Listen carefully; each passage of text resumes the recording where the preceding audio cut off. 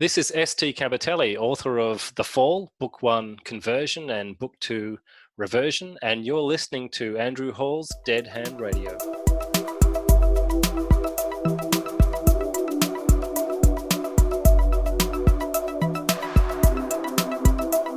This is Andrew Hall. My guest for this episode is Steve Campitelli, better known on Twitter as St. Campitelli. Steve is a writer of science fiction and post-apocalyptic stories. He lives in Australia, where he is an educator and a family man. I first met St. on Twitter, and we've been exchanging post-apocalyptic tweets for a couple of years. On this episode of Dead Hand Radio, St. and I talk about his experiences as a child of the 70s, growing up during the Cold War, and what that was like living in Australia. We also talk about his writing and how it was influenced by events that he experienced during the Cold War, such as the Vietnam War, the destruction of the Berlin Wall and the reunification of Germany, and ultimately the collapse of the Soviet Union. It's an interesting journey inside the mind of a post-apocalyptic writer, and I hope you enjoy this episode.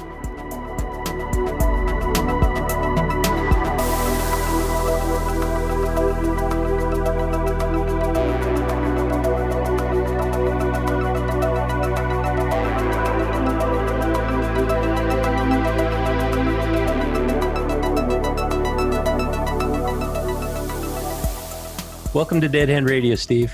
How you doing today? I'm doing real well. Thanks for having me on, bud. Yes, appreciate you being here. So you're from Melbourne, and I was looking at it on a map, and it looks like a very densely populated city. Oh, it is. Yeah. So 85% of the population is on the eastern and southeast coast. Yeah. So you've got Melbourne, which is the capital of Victoria. Then you've got Sydney, which is the capital of New South Wales. And Victoria is sort of in your bottom right corner, if you like, of Australia, not Tasmania. So it's the bottom right corner of mainland Australia. And then New South Wales is just above it. So like most of the population is in those two states. Got it. Yeah. Okay. And then you got Queensland above that, also on the east coast, but that's sort of semi to tropical. So it's a really weird. Then most of the inland is quite dry. So not a huge number of people live inland. So, it's a population of 23 million. It's not tiny, but it's not like the States where it's fairly spread. So the entire population of the country is 23 million? Yep, that's right. Okay. And the population of Melbourne itself is about 5 million, right? Melbourne is, I think, around 4, and Victoria as a state is 5. And New South Wales, I think, is about 6 or 7. So those two states form half the population of the country. Got it. Well, yeah.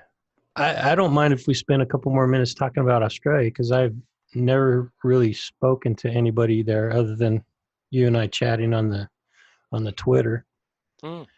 And it's kind of an interesting place because, like you said, it is fairly sparsely populated, but when you look at pictures of the most common areas, Melbourne and some of the other places that you named, they are really densely populated. So it looks like it's overflowing with people, but you've got such a large landmass, and there's so much open space out there. Yeah, there is. Do you ever have an opportunity to venture outside the city and explore some of those areas?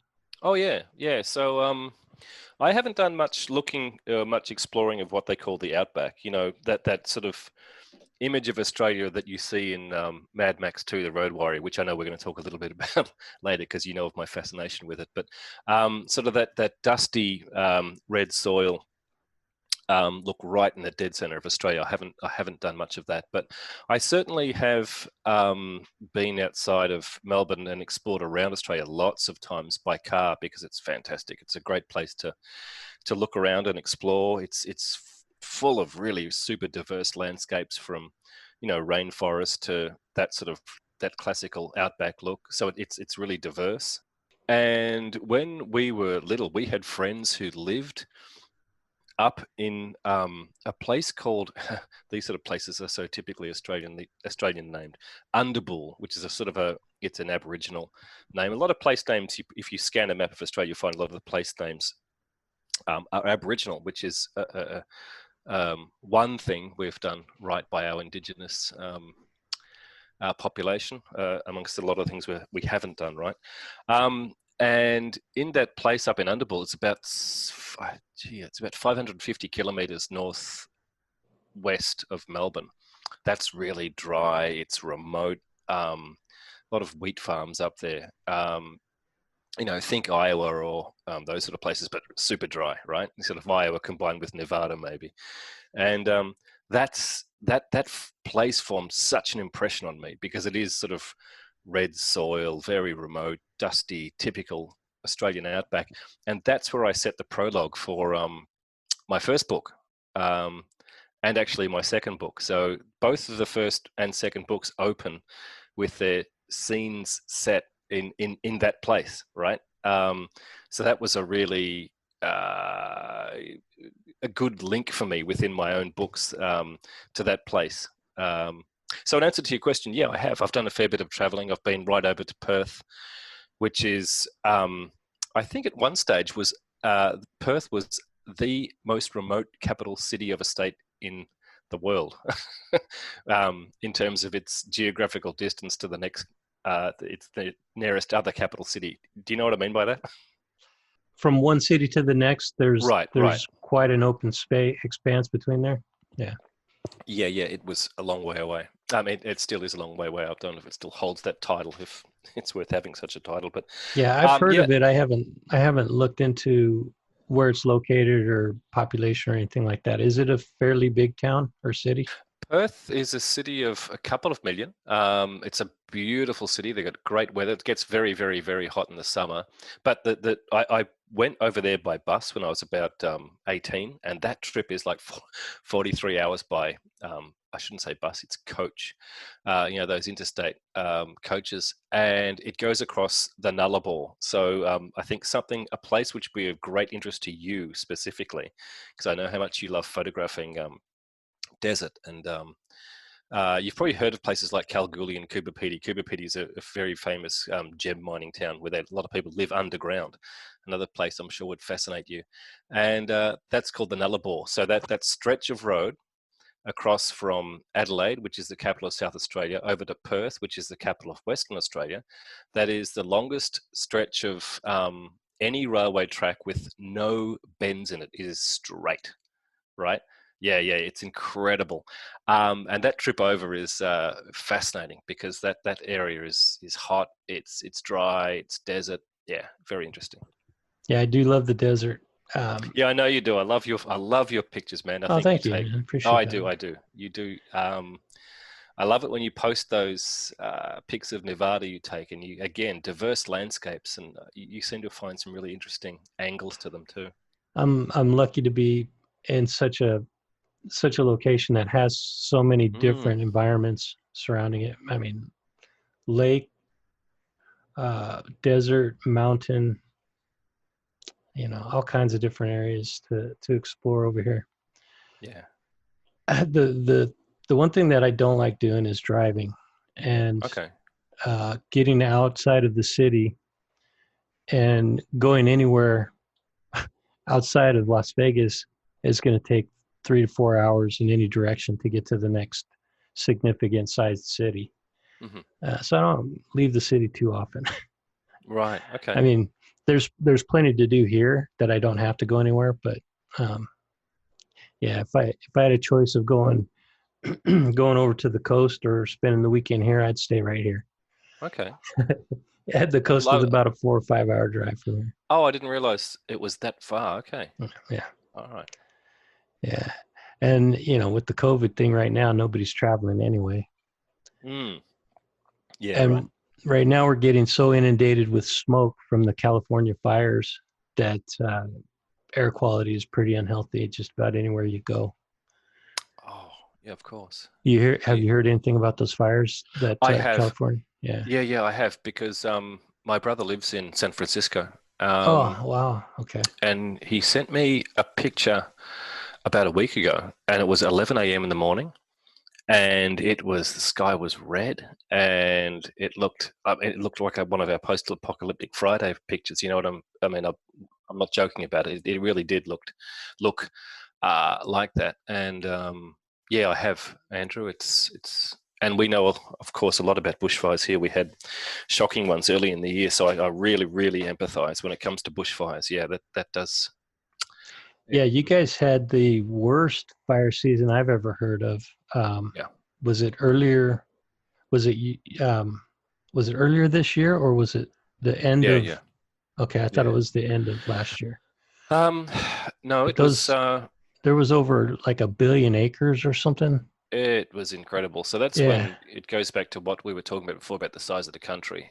right. And uh, it was huge. It was something like that, and we lost a lot of wildlife. Right. Of course, the fauna, the plants grow back, but the wildlife loss was quite devastating, and of course to businesses. And then COVID came on the back of that. So you had the bushfires, which were sort of an internationally recognized as being a disaster, and a lot of money was coming in for them. And I feel so sorry for those people, because after COVID hit, it was sort of like, that got pushed to the back burner. Wow. A bit of an Yeah. So they're afterthought, but still recovering from that absolutely. devastation. Now, what part of Australia was that? I know it encompassed a huge Uh, swath of the country, but yeah, Northern Victoria, New South Wales, that's sort of a lot of bushland. So we're not talking about the sort of inner part of Australia where there's not so many huge tracts of forest. It's more sort of areas of New South Wales, Victoria, South Australia, get them, and so do Queensland. So they're the bushfire zones. And when you combine really high heat with windy conditions, that's when you get your really bad bushfire yeah. conditions. Yeah. I think in comparison, the California fires, which are stretching up into Oregon now, also, Yeah. I think those have encompassed maybe a couple of million acres, which is huge. That's a Still a lot, huge, right? Yeah. yeah, yeah. Yeah. But Yeah. it's nowhere close to that fire that Australia had to endure. Oh, yeah, it was terrible. Yeah. So, so you are. I mean, I've only gotten a little bit of background off of the internet about you. So you're an educator, according Yeah. to the website about your book. Yeah. Does that mean you're like a professor at a university or high school teacher?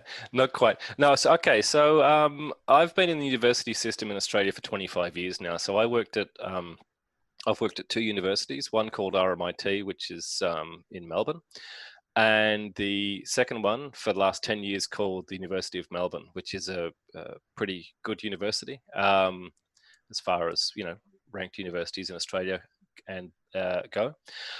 So I work with a group that works directly with students and staff on training them, assisting, supporting with what we call academic skills. So, how to write academically, how to present to an academic audience, how to negotiate academic texts. So I've been in education all my working life, and last quarter of a century, gee, when you say it like that, last quarter of a century in the university system, yeah. Yeah, and also something that I just recently learned is that you're in your 50s already.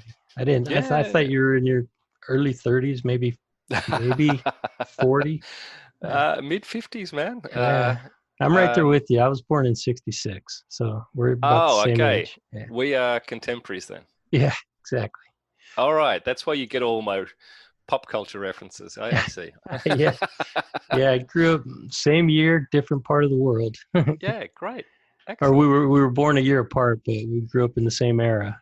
And When you're this age, you're apart as nothing. Yeah. So yeah, we're children of the 70s, you and I, yeah? yeah, definitely. Yeah. Okay. So I have some pretty vivid memories about certain aspects of the Cold War when I was 5, 6, 7 years old. Hmm. One of them. Okay. Well, first of all, I'll just ask you what do you remember specifically around from that era, like the 5 to 10 years old range? Yeah, I've been really thinking about it since we sort of first started talking about coming on the podcast. And the more I thought about it, the more I sort of thought, gee, I did. I have very vivid memories of that time and remembering that, Leonid Brezhnev was the premier of the States, beg your pardon, of Russia, Soviet Union, as I called then, the Soviet Union, right? Yes. And you had Nixon and you had Gerald Ford and who was before Nixon? God, I'm testing myself now. Lyndon Johnson. Johnson, right? Okay, so I don't have many memories of Lyndon Johnson because that was sort of a bit before my awareness period, if you like. But I remember Richard Nixon going to China, and I remember that being a big deal. Wow. Yeah, I do, because the political, the government at the time in Australia was the Australian Labor Party, led by a guy called Gough Whitlam, who was very open to opening up relations with China. And yeah, so my memories of the time were that Russia was the evil empire. We were essentially told that people wanted to escape Russia. They couldn't get anything there. Anything like jeans or movies or Western goods had to be obtained on the black market. They had to wait hours for everything they had to buy. It was basically like living in a giant prison, and that people tried to defect every Olympics. So the messaging that we always got as a public was always that the Soviet Union or communism was terrible, bad. So that was the image we formulated. And as for China, we knew nothing about China, nothing. Mm-hmm. Mm-hmm. We knew very little about Russia and nothing about China. So it was definitely in that order. So the big one was Russia, and Russia's relationship with the US and our relationship with the US. So, I mean, I'm sure you know a little bit about Australian relationships with first the UK and then the shift during World War II to the US as our principal ally and protector, if you like. That shifted from the UK to the US it was quite a big shift for us in World War II. And then we went to Korea with you guys in the 50s, Vietnam, of course, in the 70s. So we've been, sort of right by the States in all those sort of foreign policy decisions they've made. We seem to have grown a bit more backbone in the last 10, 15 years and tried to make some of our own decisions, but we've always sort of hitched our star to the US, if you like, at least over the last 50, 60 years. So in a roundabout way to answer your question, I was very aware that there was this tension between the US and the Soviet Union, and that if anything happened, we were in with the US. Mm-hmm. Well, it's understandable. I mean, with a total gross population of, what did you say, 23 million? Yeah. That's a relatively small population for such a huge country. Yeah, correct. So, and I haven't checked. I usually look at what are the top 5 gross national product, which countries have the highest GDP. Mm-hmm. Just kind of keep track of that. And it's been, because it surprised me to find out that Russia was actually dropped down to number 11. Their Right. GDP is number 11 out of the top, the top GDPs. But I haven't checked on Australia's, but I would imagine it's probably it's not that high up there. No, it wouldn't be. Just as we're speaking, I'm actually looking on the net now. We're ranked 13. 13, really? Okay. Well, so that's real close to Russia. And that surprises me. Yeah, it does. It surprises me too. What really was eye-opening for me was to find out that Japan and Germany were so high up. I think they're number 3 and number 4, aren't they? Correct. Yeah, US, China, Japan, Germany, India. Wow. Yeah. Okay.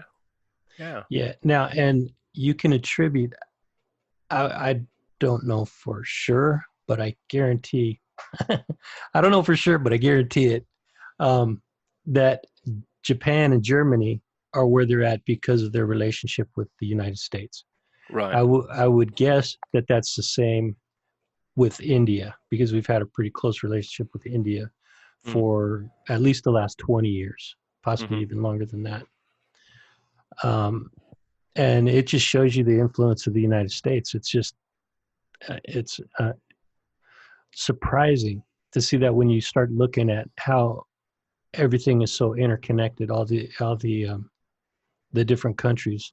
Oh, absolutely. Yeah. And for us, it's been the interesting thing right now is our relationship with China. So Mm-hmm. we've had this balancing act. I mean, I know this is not, well, I mean, it's sort of semi-Cold War related because it seems to be another one going on at the moment. Yeah. Yeah, well, we've got this balancing act between the US and our involvement and loyalty in a relationship with the US and our economic relationship with China. So right now, yeah, the relationship isn't great. It's shaky between us and China with the whole COVID thing. Okay, so the reason behind this, the sort of we have a very strong economic relationship with them.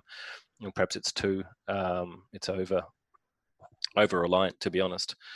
But one of the big things we have is international students. So a huge import or export for us, I think it's classified as an export, is education. Because a lot of international students come to Australia and it's worth a lot of money. In fact, I think it's our second ranked export after mining, which might surprise you to hear. Yeah, so that's sort of that that relationship is important to us as well because a lot of Chinese students come to Australia. Yeah, that is interesting, Mm, and it's a little bit alarming because of some of the other moves that China's making um, within the Southeast Asia and Africa. They're really starting to adopt an expansionist um, agenda hmm to where they're almost in the mode of early 19th century empire building. hmm Yeah. And Mm, that's a little bit concerning. They're also beefing up their military, their yeah. navy, their Yep. nuclear arsenal, and their space program. Their Yeah. space program's getting really aggressive. Well, speaking of that GDP list you were talking about before, it's they are two of the bigger the countries with two of the biggest growth rates. So China at 6.9 and India at 6.6. So those economies which traditionally have not been big. I guess when you and I were growing up, right, the Chinese economy, the GDP would have been probably ranked 102 or something. They were dirt Yeah, poor, from what I remember. absolutely. Yeah, there were no jobs. Well, going back to your question from before, the imagery we did get out of China was people on bikes. Do you remember those classic pictures you get of Shanghai or Beijing? And you'd see like 10,000 people riding bikes, and you think, wow, okay, that's just such a different looking place. But they were the only images we got from China. We didn't get any news out of China. We got some news out of Russia.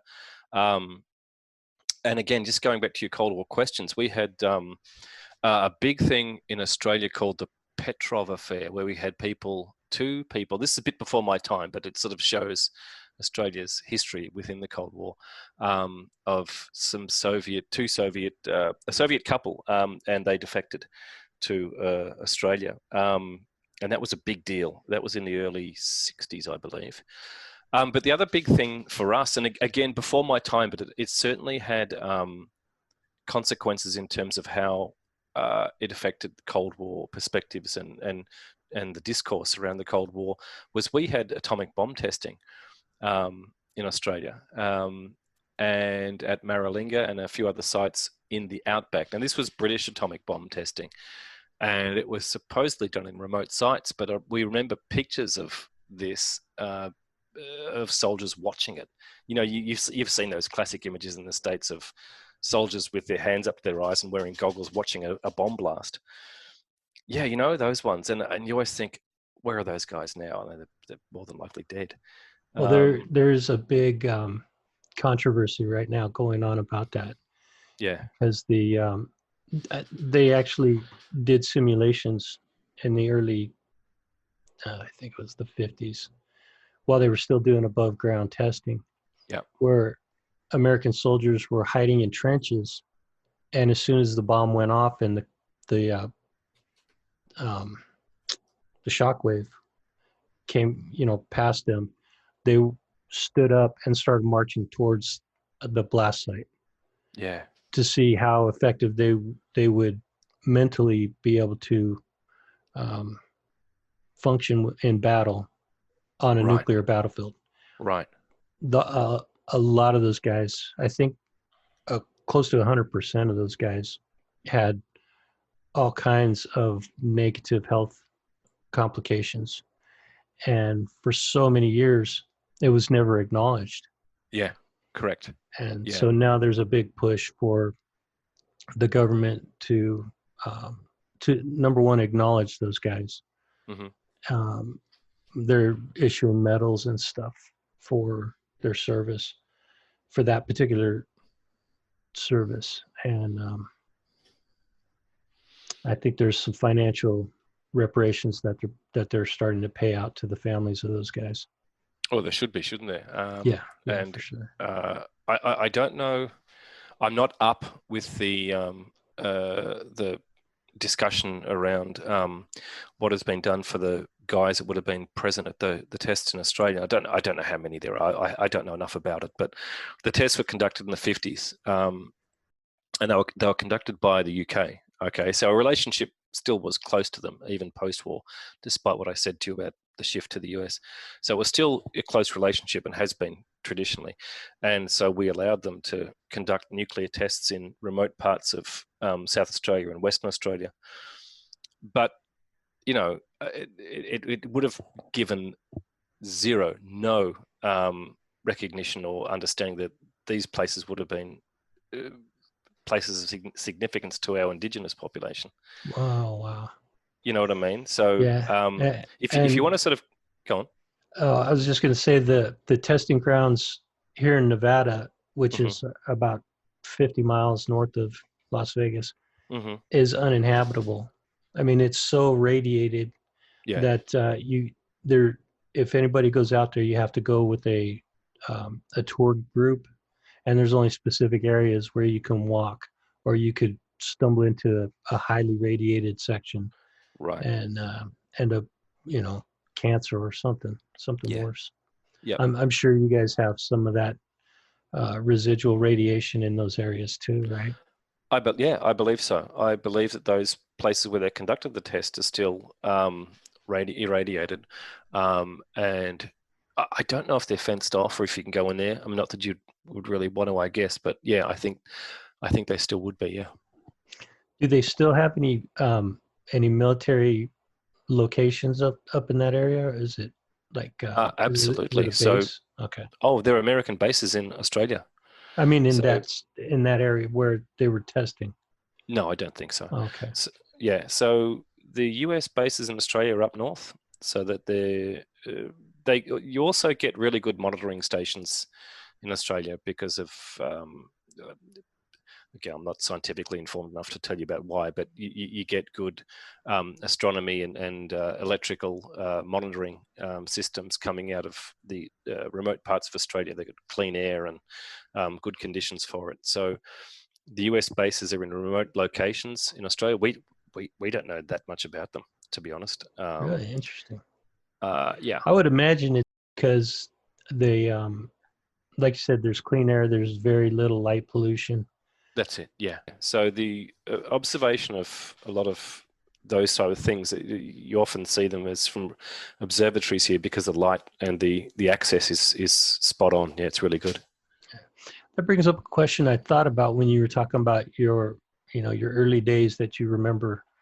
Do you remember watching on TV the Apollo landing? I've got a really, really super vague recollection of it. But the space program was huge, Yes. You remember that, right? So sure. Yeah, in the 70s, NASA was, man, so exotic and so space age, and the romance of the whole space program was really, really vivid for me and my brothers, and we thought it was just fantastic.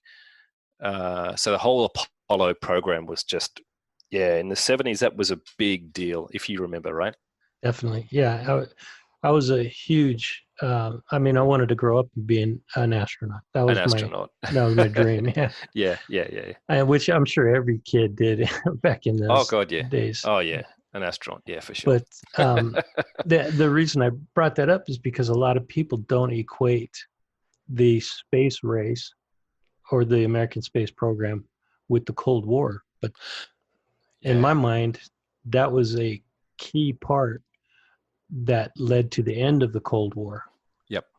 And I could lay that out for you if you want, but I just wanted to see if you had remembered anything specifically from like when Neil Armstrong landed on the moon. I was 3 years old. Yeah. But I might, it might be a fabricated memory, but I do remember seeing on TV the moon landing. Now, and it might have been a later moon landing that happened because they were televising all those moon landings for years. Yeah. And but I do remember seeing a moon landing on TV and wishing that I could do that someday. I'm exactly the same. I don't know if it's a video memory or if it's a real live me seeing it on TV memory. I just can't recall. Yeah, I don't know, but it was definitely on the TV. In those days, in the early 70s, we still only had black and white TV here. Mm-hmm. We only got, if you can believe this, we only got color TV in the mid 70s. Okay, so I think color TV, even though it was available, I don't think a lot of people did have it because it was expensive. It was like the newest technology available. Yeah. So we didn't have color TV when I was at that age either. Okay. In terms of the Cold War, absolutely. You're right. The space race was very, very much one of the central hubs of the whole Cold War, wasn't it? So you had, so if the Cuban Missile Crisis, and that was before my time and before your time, so that sort of peak episodes or events of the Cold War, I didn't quite get, and I was probably still a bit young for Vietnam, to be honest, although I remember it being on. But definitely the space race, because the whole thing about what the States could do and what Russia was doing, and the cosmonauts versus astronauts. They even had different terminology. That sort of added to the romance of it, didn't it? Yeah, cosmonauts versus astronauts. Yeah, right? yeah. So they had to have a different name, and yeah, absolutely. I do remember. I very much do remember vividly the Russian Sputniks. I mean, they even had different names, right? So this Apollo program versus the Sputnik. So now that the more I think about it, it's now becomes even more sort of present to me that was part of the way we were all thinking back then, and that was part of the Cold War landscape for sure. It seems like our rockets, the different sections of our rocket program were named after Greek mythology. The Apollo, the Titan. Yeah. And I don't know what the Russian or the Soviet program named their programs after, but because of it, I think that is what led to the downfall of the Soviet Union. I think we caused them to outspend beyond their means, and because of that was one of the leading reasons that the Soviet Union collapsed. Yeah, absolutely, because that program was forbiddingly expensive. Yeah. For both countries. Absolutely, but just to call it expensive is not doing enough justice, is it? It was forbiddingly, it was crazy expensive. I think you're right. And I like the way you put that, forbiddingly expensive. Yeah, well, that's probably the whole nuclear and expansive military program is often forbiddingly expensive because the costs now, crazy. One thing I do remember from the Vietnam era, and I don't know if they had this program worldwide, but I'm sure they did. When I was about 5 or 6, I think it was the early 70s, they had this program where you buy these wristbands, and you would get it was either a POW, which was prisoner of war, or missing in action, MIA, and it would have the soldier's name on the wristband, and you'd wear that as commemoration to that soldier. Did you guys ever have anything like that? No, I've never heard of that. That's fascinating. That's one of the things that I just remembered it when you said Vietnam, and we were talking about these early memories, childhood Yeah. memories. Well, yeah, no, I don't. I don't remember that. We didn't have that, but so Vietnam ended in 75, and I think our involvement ended in 72, perhaps 73 at the latest. By then we had withdrawn, but it was a big deal. It was a super big deal. So in terms of being part of the whole Cold War context, in terms of fighting, well, the pretext was fighting against communism. That was very much a present part of the media, the news. We had protests in Melbourne. I vaguely remember those anti-war protests. There was protests going on here that are, I don't know if they are as violent and destructive as the riots that we're having now, Hmm. but they were certainly the media coverage was there. There were National Guard troops brought in, and there was one incident, and I'm going off of memory, so I can't say exactly which campus it was on, but there was a group of National Guardsmen that opened fire on some students that were protesting. That was Berkeley, right? It might have been. I think you're right. I don't remember precisely which campus it was, but I think it was Berkeley. Yeah, I'm pretty sure it was because I remember. Well, I mean, not I remember. We had nothing like that. There's certainly the protests would have got, in any sense of the word, violent only because police might have thrown their batons around a bit, but it never got to being fired upon. But that I don't remember it. I'll be honest with you. I don't remember the Berkeley shooting as a child. Only reading about it later. Uh, I did learn about it later on. Um, but I was just making that point because we had riots in the U.S. yeah, And it sounds like Australia had similar protests. yeah, we Did did. Yeah, did they also have where the soldiers coming home from Vietnam were really badly yeah, abused? yeah, They were yep, spit on and yep. called really bad names. Baby killers and Yeah, yeah, they were. So we've got this strange. thing in Australia called Anzac Day, and I know you're a military guy, so you would have heard of the notion that Australia and New Zealand troops are called Anzacs. So that stands for the Australian New Zealand Army Corps. So Australian soldiers, as a sort of a general label in terms of a name, are called Anzacs, and we have this thing called Anzac Day where they march. And every year on Anzac Day, which is April the 25th, which commemorates our landing at Gallipoli in World War One. It's a big deal in Australia, really, and it's become more so. Interesting enough, as time has moved on from the First World War, and in Anzac Day in the 70s, in the early 70s, people would go to that and abuse these guys. And the Vietnam vets weren't even at the time. Now it's different, but at the time, the Vietnam vets weren't viewed upon as favorably by other vets, like the World War II and the World War One vets at the time. So they didn't even have, I guess, the respect of even other soldiers because the war itself wasn't viewed very favorably, as World War II was. And that's changed though since then, right?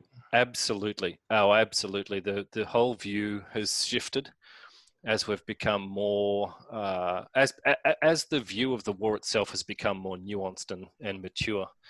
Um, we know that not everyone was over there for the wrong reasons. I mean, guys went there for the right reasons. Not everyone over there misbehaved or took part in events like Lieutenant Kelly and Miley, and that wasn't the whole war, which was the view at the time of what it was. And also the fact that the rates, and I think the US is the same, the rates of suicide for Vietnam vets is the highest and is alarmingly high. I was going to say the highest of all vets, but I think the World War II vets are dying off now. So there's not many other vets to compare against is what I'm trying to say. But the PTSD rates and the suicide rates amongst Vietnam vets is extremely high in Australian. I'm sure it's true for U.S. vets from the Vietnam era also, but there is also an alarming rate of suicides from veterans of the most current conflicts that Yep. we've had. Yep. And it's such a tragedy because it doesn't seem like it needs to happen. No. It seems like there would be a better way to help those people reintegrate and be, at least live with the atrocities that they had to see and had to commit. Yeah. Now, and one of the things with the Vietnam era, which was totally unfair, that in retrospect it's easy to say that, but it seems totally unfair because a lot of those veterans, at least the U.S. Military veterans, were drafted. They didn't have a choice. Right. They had to go over there, and right. they had to fight for their lives in order to come back here. Right. And granted, the reasons they were over there were some political reason that some people in Washington decided to send troops over there. Mm-hmm. They weren't there because they wanted to take over another country. They were there fighting for themselves and for their brothers in arms. Mm-hmm. And then to come back home and be treated that way, and being a veteran myself, I don't appreciate the way those guys were treated at all. Oh, and I 100% agree with you. It's not the individuals themselves who should be treated that way, because it wasn't a decision. As you say, for a lot of guys who were conscripted or drafted to go over there, and we had conscription. We called it the conscription here. We had it too for Vietnam. I can't give it a percentage of conscripts versus volunteers. I don't know that, but they were conscripted. But it always struck me as being ridiculous to blame the individual when it was the government's decision to send them. Now, if you disagreed with the war and had a beef with the government, I get that. But the individual private, corporal, sergeant coming home, it's not on him. And these guys have just seen, and you're a veteran. What these guys have seen is, oh God, no, it's the worst of the worst. It's nobody should see that. You can't. And for people to judge them and belittle them, spit on them, throw rotten fruit, those kind of things are unconscionable. Oh, I couldn't agree any more. And one thing I do love about American attitude to service people is that thing of thank you for your service. I love that. I love that expression. I think it's fantastic, and I've heard it being said when I was over there, and that really impressed me. I know not everyone feels that way, but I know a lot of people do. We are a bit more like that now in terms of our respect for service people, but haven't always been that way. Again, I'm probably more talking about the Vietnam and perhaps Korean War era. And that's another thing that it's always, because I'm a bit of a military reader and history guy, as I told you in our sort of discussion, that the whole thing around Korea is the forgotten war, right? So in some ways, what those guys went through was, in a way, just as bad because they weren't even acknowledged, right? So our presence in Korea and Vietnam has always been something which has been a big thing here. And in terms of numbers, relative numbers to American troops, we didn't send that many, right? I'm not sure how many went to Vietnam in the end. It might have been 30,000 or something like that. Was there an awareness that Australian troops were there, or is that just not very well known? I did not know that Australian troops were in Korea or Vietnam. Really? I knew of their presence in World War I because of the movie Gallipoli, which is a great movie, but heartbreaking. Okay. I knew they were in World War II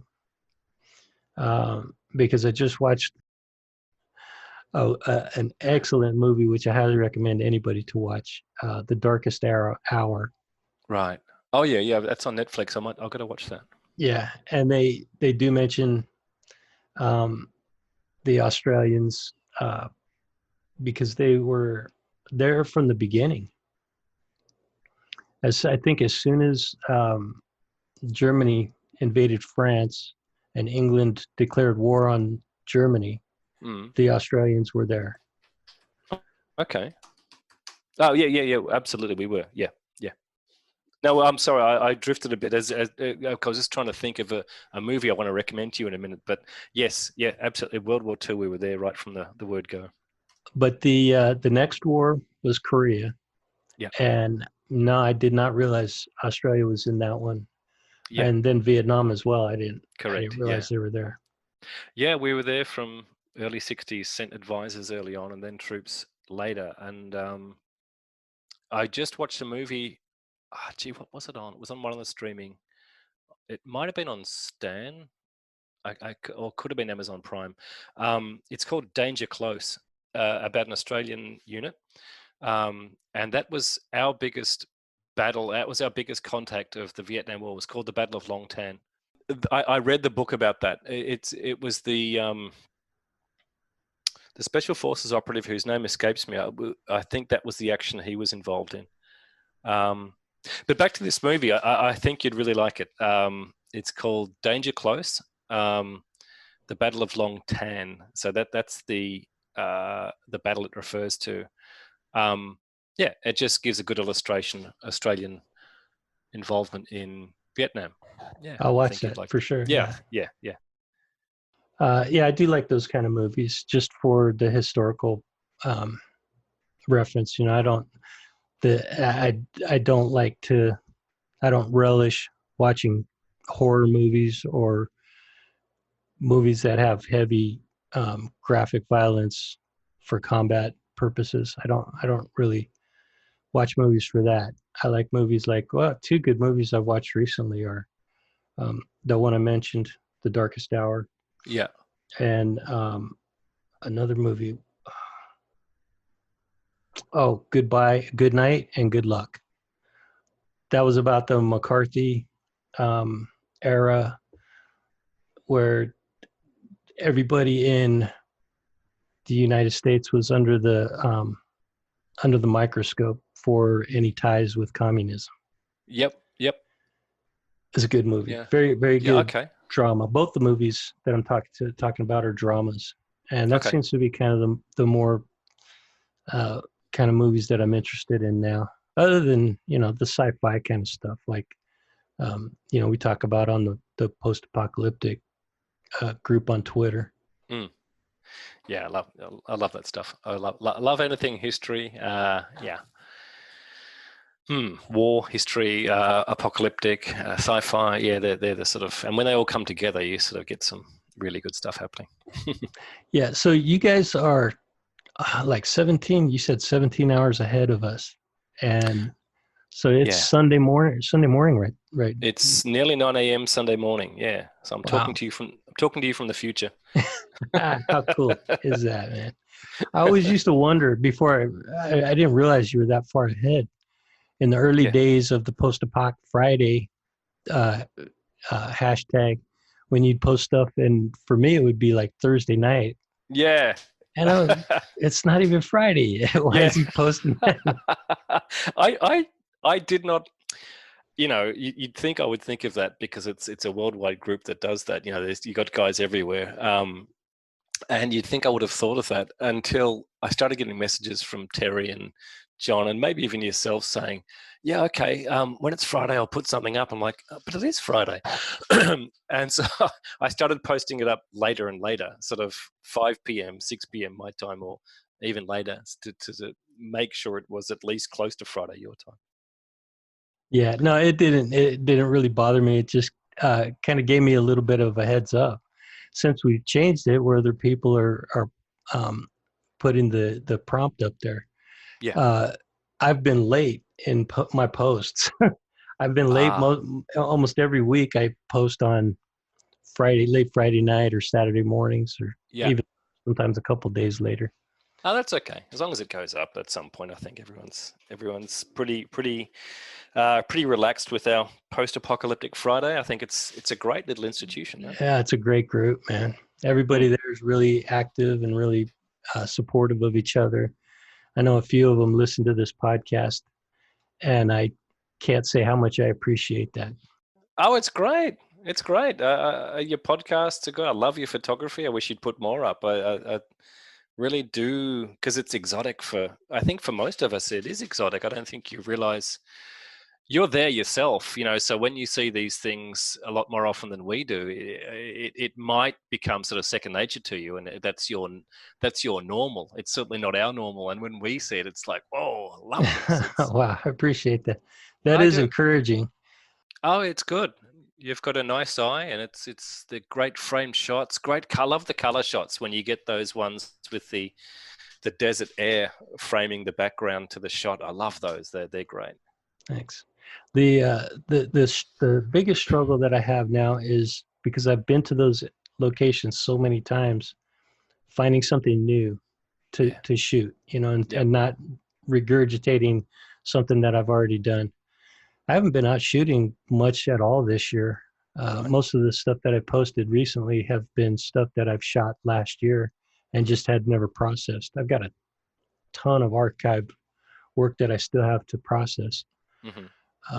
But now that it's starting to cool off, well, it'll start cooling off here in the next 2-3 weeks, and I'll be able to get out and start doing some shooting again. Okay.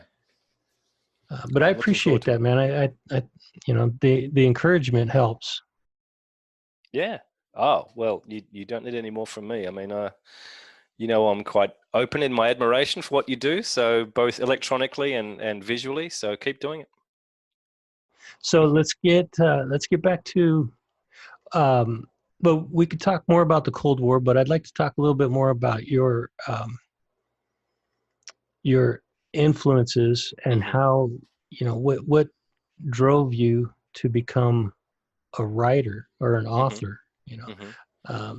I understand that you work in education. Has that been something that you've always wanted to do? Uh, s- uh, when I was little, well, growing up, I didn't really have strong ambitions to go into education. My mother was heavily involved in education. And relations were as well. So we had educationalists in the family, and a writer. My auntie was a writer. I've always been addicted to books, just addicted. I couldn't tell you the number of books I've read in my life. It would run into the high thousands. I just the thought of being without a book to read, I can't stand it. I used to live in Japan. Lived in Japan for 6 years, and I used to have to catch the train a lot, and the thought of getting on a train without a book sent me cold. I couldn't just stand there and be trapped with my own thoughts. I needed a book. So my very earliest memories of books and being fascinated by books started with, funnily enough, Charlie and the Chocolate Factory, and that was my favorite book as a kid. But then combined with movies, and in our era coming up, I'm talking about you and me in the 70s.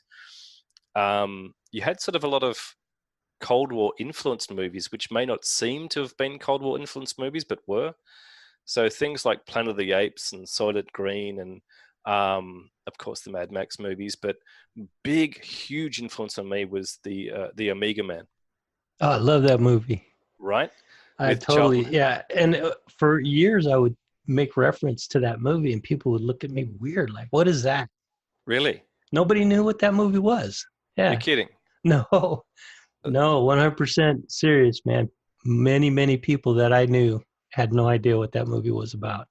Oh, that was the capital THE, the movie for me. So it was, yeah, me too. It was seminal. And you watch it now and it's dated a bit, obviously, with the guys running around in black hoods and whatnot. It seems a little bit funny now. But at the time, it was the idea that this guy was the last guy.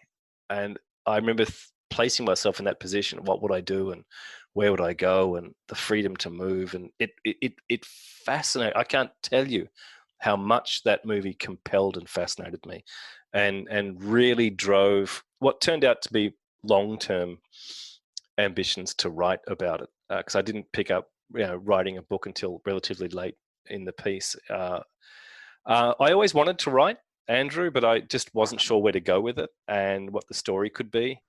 And I sort of formulated, once I'd seen the Omega Man and Soylent Green and Planet of the Apes, again, was another huge influence on me.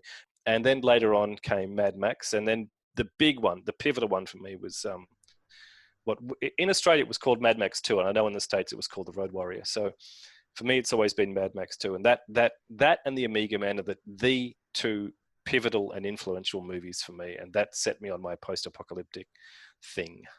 Excellent. Well, my influences were similar. I loved watching Planet of the Apes as a kid. I probably watched that 100 times when I was a kid. Before Star Wars came out, and then every rerun, right? every time, every movie or everything I'd watch after that had to be Star Wars. Yep. And then I didn't see Mad Max the original. I saw The Road Warrior at a drive-in, and I loved that movie so much. And I was telling my uncle about it. My uncle had not seen the movie, and he said, that reminds me of a movie that I saw called Mad Max. So I went, and I don't know where I went to look, because we didn't have the internet back then. We had libraries and bookstores and magazine racks. But I found out there was a movie called Mad Max, had the same actor as The Road Warrior, had the same car. It must be the prequel. I think most people had your experience. Nobody would have been really aware of Mad Max, and then people became more aware of The Road Warrior. Now, correct me if I'm wrong, and I'm really interested to hear what your first exposure to Road Warrior was. We understood that when The Road Warrior first went to the States, it was overdubbed with US accents. I don't think so. I don't remember that specifically. I think it was the Australian original dialogue. Okay. But I saw it at a drive-in, so maybe in the theaters they were doing the overdubs, but at the drive-in, I think it was the original dialogue. Okay. Certainly at the start that might have been the case, but then I think it was changed later on. But I think people like you then discovered Mad Max in retrospect or after the event. And for me, Mad Max is a really, really good movie, but The Road Warrior for me just took it up 10 levels. Yeah, I think The Road Warrior is a masterpiece. It's a perfect film, and it still holds up to this day. I agree. And I was listening to another podcast called The Projection Booth. I don't know if you're aware of that podcast. They do movies, and they did a long one on the Mad Max series, like it was a 6-hour podcast. Wow. Super. Yeah. Anyway, they sort of, I hope I'm not misquoting them here, but I think one of them talked about how dated Road Warrior was becoming and that it wasn't holding up as well. And I remember thinking, I could not disagree anymore. Exactly. I think that movie has held up perfectly over the years. 100%. Yeah, I totally agree with that. Yeah. Okay, when you look at the Road or the I'll call it The Road Warrior, Mad Max 2. When you look at that movie versus Fury Road, there is a distinct difference in the look of the film. I think Fury Road is an absolutely gorgeous movie, just beautiful, but it's full of visual effects. That's not taking anything away from the movie. It just has the advantage of the digital visual effects that the Road Warrior didn't have at that time. Those were all practical effects, real stunts, which a lot of the stuff they did in Fury Road was also done practically and just enhanced visually or digitally afterwards. But in comparison, if you look at the two movies side by side, I would say Fury Road is a much better looking, from a cinematography aspect, much better looking film, but that doesn't diminish in any way the movie, The Road Warrior or Mad Max 2.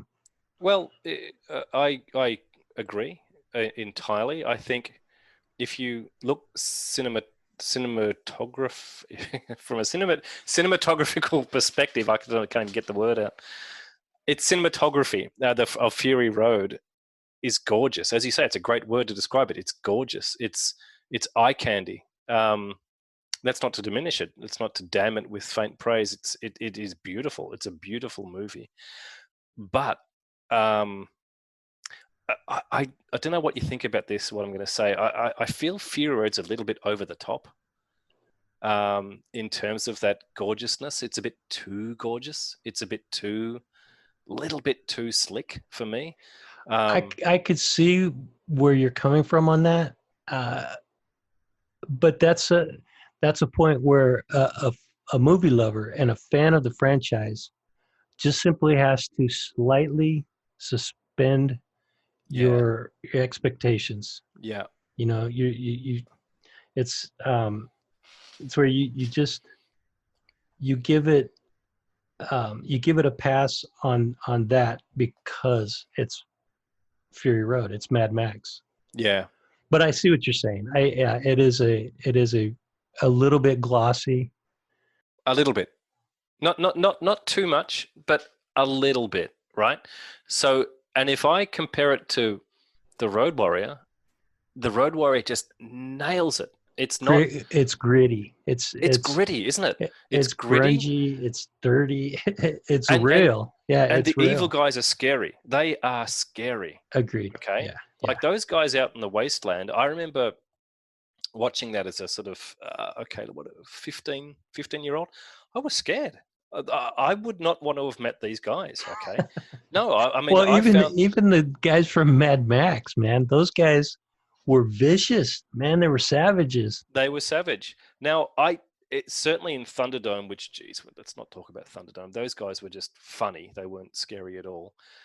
And then in Fury Road, the War Boys, I equally didn't find them particularly scary. That was my other. They were not scary. No. They were not scary, were they? Right. So in fact, the if you could call it that, the comic relief was one of the War Boys. Yeah. You know, he was the guy that came along for the ride. Right. Now he was no way threatening. So that were my two. Okay, so if we're going to compare those two movies, because the two in the franchise for me to compare at the highest level are Road Warrior and Fury Road. A, I found it a little bit slick, tiny bit, and we've talked about that. And B, I just none of the other three movies have brought that sense of scariness or straight up evil that the that Humongous's crew did in Road Warrior. The hands down, the Road Warrior. Okay, Mad Max 2. When I say Road Warrior, I mean Mad Max 2. Yeah. That movie was almost on the verge of a horror movie. It was scary. It was so scary. It was. It was. But it was also, I don't know, because I think it came out in 81 or was it 81 when it came out? Yeah. Okay. 81. Yeah. So I was 15, I think at that time. Mm-hmm. 14 or 15. I was a teenager. Yeah. Super impressionable. I wanted to be Mad Max, man. He was the coolest thing I had ever seen. Look, I mean, no matter what the guy's done since, Mel Gibson in The Road Warrior and in Gallipoli, he was great because that's another beautiful movie, and he played that really well. Mel Gibson in Mad Max 2 was just perfect. He had the look. I think he had a total of 14 lines of dialogue. 14. Really? 14 I had no lines. idea. Yeah, it's minimalist in every way. I just think George Miller, he just absolutely nailed it. I agree. I think this is the longest movie review that I've done on this podcast. Okay. Oh God, I knew this was going to drift into a lot of. Sorry, man. I knew it was going to drift into. Hey, no regrets, man. No regrets, because I love that movie too. Yeah. But and it's obviously a huge influence in your own personal journey. Yeah. In what ways do you think it it did drive you to become a writer? Um, just that sense of, the world has come to an end. That this thing of the post the post disaster life, not the disaster itself. I've never been that interested in the nuclear blast or the viral outbreak. It's not that. I'm interested in 20, 30, 40 years after it. What does the world look like then? So that has always been a really super big interest to me. The other sort of thing I've always been interested in is, and this goes back to Vietnam War, this notion of being overrun, the compound under threat. So it's that thing of, the US fort out the middle of, surrounded by Indians. It's the Vietnam Post being overrun in what's that movie with Charlie Sheen? You know the one, the Vietnam movie, Platoon. Yeah, Platoon. Yeah. Okay. So Good movie. great movie, where the position gets overrun towards the end. Yeah, that huge battle. That thing of being overrun has always been really something that's resonated with me, the hopelessness of that position.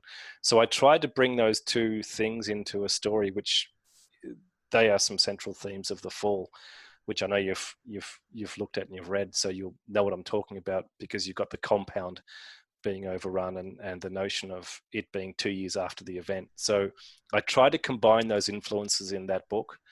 That's what I was trying to capture, and I try to overlay it with tech, which was the science fiction aspect for me. So my big influences, I'm like you, I'm a child of Star Wars. 1977, watching that movie was like, oh my God, let me just pull my chin up off the floor. This is a game changer. So if I were to tell you the three game-changing movies of my life, it would be Omega Man, The Road Warrior, and Star Wars. They just rewrote the rules for me. Those movies, and I think in terms of just fascination with tech and having tech in the story. So for me, my books are sort of a fusion. They're not straight up post-apoc movies of post-apoc treatments like, say, The Road, okay, which is just post-apocalyptic. There's no tech in it. Mine has tech in it, so it's got that sci-fi angle or aspect. So if you ask me about those influences and how they led me to becoming a writer, if I combine my fascination with books and wanting to write and enjoying writing, and B, combining my influences, which were post-apocalyptic, end of the world, science fiction, you can now see where I'm at. That's where I got to because of those influences. Got it. Got it. Interesting. Was there was there a particular catalyst or a moment that you can look back to where somebody read something you wrote and said, "Hey, man, you have the gift. You need to do something with it." Um, uh, not prior. Well, okay. So things I had written before, like incidental things, little things, people had always said I'd always gotten good reception to what I had written. People had said, "Gee, you've got a nice way of expressing yourself. You seem to be able to use words well." And when I'm always been helping my children with like schoolwork, I'm able to write.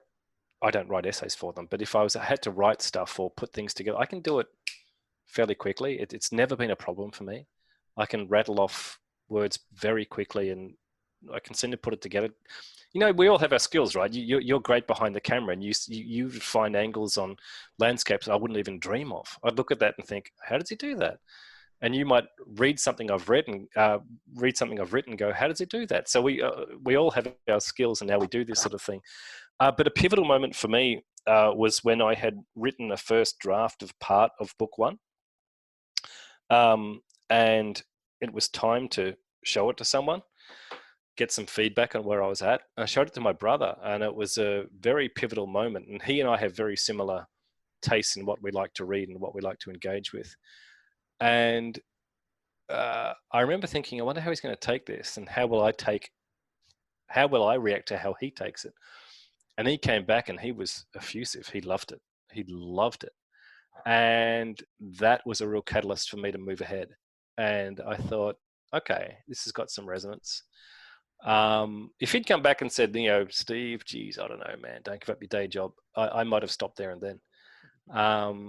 But he reacted to it really well. Still don't give up your day job, because writing is a hard business to break into.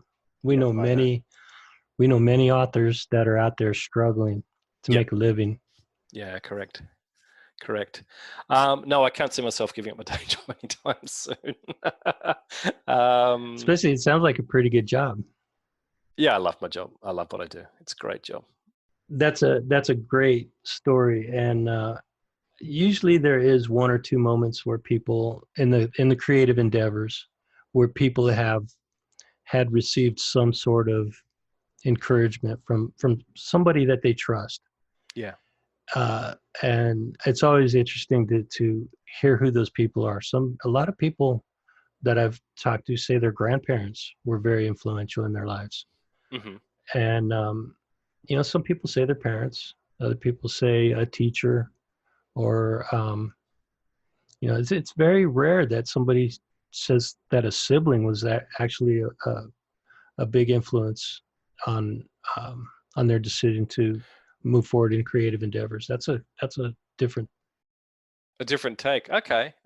We're relatively close in age. He's only a couple of years older than me. And out of my four siblings, he and I have had the closest our likes in terms of media, the books we like to read, and the movies we like to watch are pretty similar. So he and I have always liked that, war, sci-fi. They're the big ones for us: war, sci-fi, and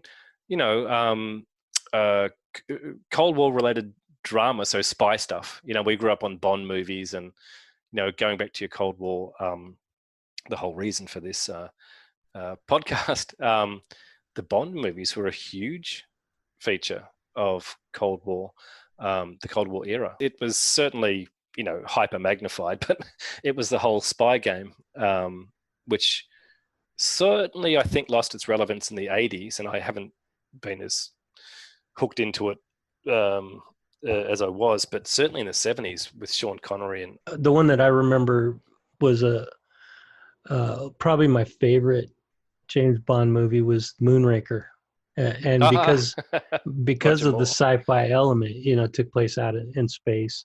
Yeah. And you had that crazy bad guy. Was it with the teeth? He had the silver teeth. Jaws? Was it Jaws? I think his name was Jaws. Yeah. Yeah, he called himself Jaws. Was he in Moonraker, or was he in a different? No, I'm pretty sure you're right. He was in Moonraker. So by the time Roger Moore took the reins, okay. So here's the thing, and this sort of speaks to not my hate, but my lack of how I really just didn't like Thunderdome as the third installment in Mad Max, was that I felt it treated the franchise a bit flippantly. Like Thunderdome was not a comedy, but there were comic elements. Like, I don't know how familiar you are with Thunderdome, but there's a scene where one of the feral children, the group of feral kids, how they've hooked up with Max, and in the chase scene at the end, one of them gets on top of one of the vehicles of one of Auntie's minions, and he slaps the guy in the face with a fry pan. But when he hits him in the face with the fry pan, he does that Three Stooges thing of the eyes going, and I thought then, right there and then, come on, man, George, what are you doing? Mad Max is never supposed to be comic. It can have funny bits, but it's not supposed to be comic or slapstick. And I sort of had a similar feeling with Roger Moore on the Bond. When he took over as Bond, I sort of felt he treated as a little bit of a joke. You know what I mean? I don't remember any of the James Bond movies that Roger Moore was in. Well, he was in Moonraker. Oh, was he? Oh, see, it was James Bond. That's all I remember. It was just the brand. But the spy element is cool. I always enjoyed the spy movies, but and the It's gadgets, stuff like that. I always thought that was cool. well, to me, when the Cold War era ended, to me the Bond era ended because the two things were inextricably linked.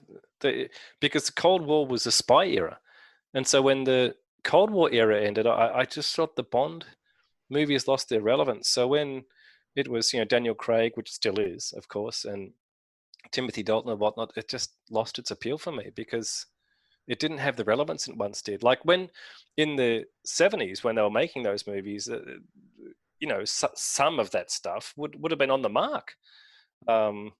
Certainly in terms of how spies, not to that degree, not that dramatic, obviously, but it was certainly parts of it were drawn for what was happening at the time. So we've ventured into a realm that I'm not that knowledgeable about, the James Bond franchise. So let's take it back to the three movies that you said were wildly influential to you. You said Star Wars, Mad Max, or the Mad Max 2, and the Omega Man, and which all three of those movies are great movies. But in what way do you think that those reflect the events or influence of the Cold War era? I think that idea of tension and good versus bad, like I'm not sure they made them this way. I'm not putting this out there, but I'm saying I can see it here, that all three of those movies were almost, it could be interpreted as being allegorical of the US versus Russia. The apes were Russian, the bad guys, the humans were American, good guys. Well, I mean, you could take it that way, right? And same thing in Omega Man, Charlton representing the forces of good, doing what he has to do, because you couldn't say in all respects he was a good guy, right? And that the infected in Omega Man were the evil, the baddies, the Russians. So, and if you've have you read the book I Am Legend, the original book? Oh, yeah. Yeah. Okay. So in that book, there's a great twist in the end that in the end, Neville is the bad guy, and the infected or the vampires in the book see him as the bad guy. It's a really nice twist, which doesn't quite come out in the Omega Man, but going back to your question, I can certainly see elements of Cold War tensions present in all of those movies. Not that, again, I'm at pains to say, not that I think they were made for that reason. Like, I don't think the Mad Max had any notions of Cold War representation, but I can. Though I actually, I think it did, and Okay. I will. I'll give you my take on it when you're done. When you're done with your analysis. No, I'm done. You go ahead. I'd like to hear it. I think collectively, it's hard to do a comparison because what I get from those three movies is one man stands alone against an adversary, against an overwhelming adversary. Right. Yeah. So that's what I really get from those three movies. That doesn't really relate directly to the Cold War as a whole, but the Omega Man has elements of radiation sickness. Well, those vampires, they don't look like vampires. They look like zombies almost. Well, that's the difference between the book and the movie. Yeah. There's nothing vampire about them in the movie. Okay. Yes, yep. Exactly. So the radiation sickness, they look like they are, atomic bomb survivors. Plus, it's a post-apocalyptic film. The whole thing takes place after civilization has collapsed, which would be the result of a nuclear war. So the nuclear element is how that one kind of equates to or is influenced by the Cold War. Star Wars, obviously, the Empire versus the Rebel Alliance, good versus evil, where the Soviet Empire was had an expansionist agenda. They were trying to take over the world, literally, and the only thing standing in their way were the forces of good, which was represented by the U.S. and its allies. So that's an easy comparison to the movie Star Wars. And then with Mad Max, again, the collapse of civilization, but the importance of the petrol fuel, how critical the petrol fuel was to the survival of the survivors. Mm-hmm. And that's what I equate to the Cold War, because the Cold War was not just a conflict of ideals. There was a huge emphasis put on the importance of oil. I think you're right. I think you're right. I think you make a really, really good point. I didn't think of it from that angle. I think you're right. Yeah. Yeah, I agree.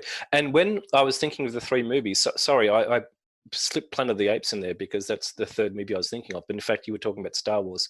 You are absolutely right. Star Wars, I think, is a not even a veiled allegory to the Cold War. I think I think you're completely right. I think it is a absolute allegory to the 77. It was made in 77, so it would have been started in 75, right? 74.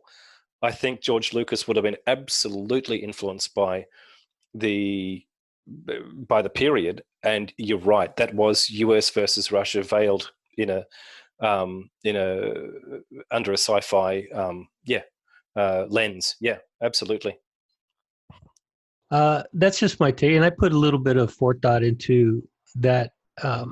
You know, I don't know how I knew we were going to talk about Star Wars, but maybe I had thought about this like many times before. But the one thing that I did put some forethought into was the Mad Max, and how that petrol fuel is such a pivotal element of the movie, and it's also so relevant to the Cold War. That was one thing that I really did put some thought into. I think you're right, and it also brings up my one single issue with that with the Road Warrior. Oh, really? Here it is. I'd like to hear what your take is. They call it the gasoline, right? The petrol becomes absolutely pivotal. It's like gold, and everyone wants it, needs it, and that's the reason that Humongous and his horde are there, is to get the petrol. Yet they spend most of their day using up what they've got by going around in circles around the compound. My brother and I could never. We're like, hang on. Here's the thing, because I've thought about that too. I'd love to hear your take, because I need an answer on this. What my take on that was, they were so confident that they were going to achieve their goal of taking over that refinery. Yeah. They didn't care how much fuel they spent intimidating. Right, intimidation, and playing that psyops against their foe. Correct. And so the obvious allegory there is even the compound is circular, right? So it's the wagons in a circle with the Indians. That's exactly what it is. It's the Apaches on their horses running circles and war whoops, and it's intimidation. It's scaring. I mean, I know why they do it, but that was always the only minor level, and I stress it's minor, illogical part of it. But it wasn't, I guess. You're right. It's about intimidation, and they were so confident of their end game that they didn't mind how much of their fuel they used. Yeah, still great movie. I still love that movie. I still watch that movie whenever I think about it. Like, I'll probably go watch it in the next couple of days. I do. My the last time I watched it was about a month and a half ago, and my son came down the stairs. He goes, "Oh, Dad, again?" That's funny. How old are your kids? My oldest boy is nearly 26, and he lives out of home. Our second, he lives here. He's 23, and our daughter, our baby girl, she's nearly 18. Pretty close in age to my kids. And you got any still at home? Two. Yeah, two. The two youngest, and the middle daughter has a son, and he lives with us also. Great. My grandson. Yeah, he's awesome. That's brilliant. Fantastic. Happy to hear that. But they do the same thing. I really like to watch documentaries Yeah. and they just roll their eyes when they see me watching documentaries, especially if it has to do with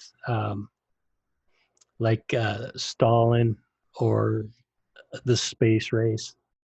Yeah, absolutely.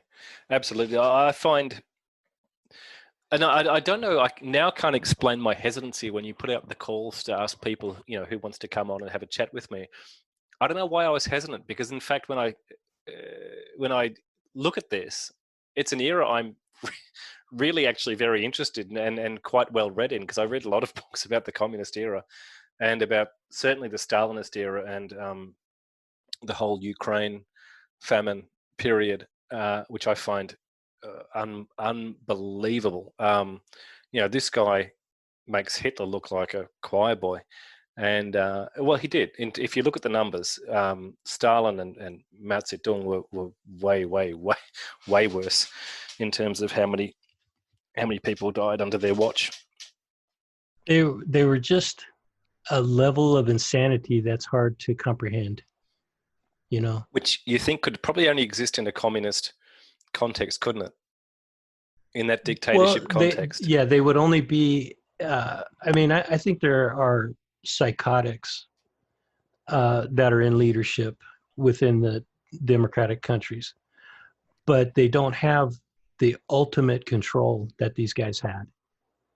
The ultimate control of being able to make an order and have Correct. it carried out. Yeah, and especially now. So you think back then there was no social media, none of that instant transmission of knowledge. That if that stuff was happening now, it's known like literally seconds later. Whereas, pardon me, in those days they could hush it up more. Even China has such a control on their media that message might get outside of China, but it's not going to get into the masses where people are going to be able to rise up because of their frustration and anger at what's going on. You see, when you control the media, you really do control the masses. Correct. Absolutely. Yeah. And that's the danger of it, man. That's why, social media has to be kept open source, freely available, and not heavily regulated or what's the word when they suppress your right to speak? Censored. Censored. Yeah, censorship has got to be eliminated because there's too much too much that can happen if you censor one side versus the other. Right. Yeah. But I don't want to get into politics, man. I hate discussing politics. It frustrates me beyond belief to hear people try to throw in my face what their beliefs are politically. I'm happy not to. And I do not want to do that to the listeners of this podcast. But one thing you did say that I wanted to expand on, the hesitancy you had for coming on the podcast and have a conversation with me. I hope that people that listen to this will open their mind and understand that we don't talk about just the Cold War. We try to tie in the Cold War with pop culture, right? With science, definitely heavily into military. How it's affected our current day and how it's going to affect our future, because I think there still is a heavy influence of the events of the Cold War. I guess it would be the aftermath of the Cold War that we're living in now, and it's going to continue on into the future for decades, possibly even generations.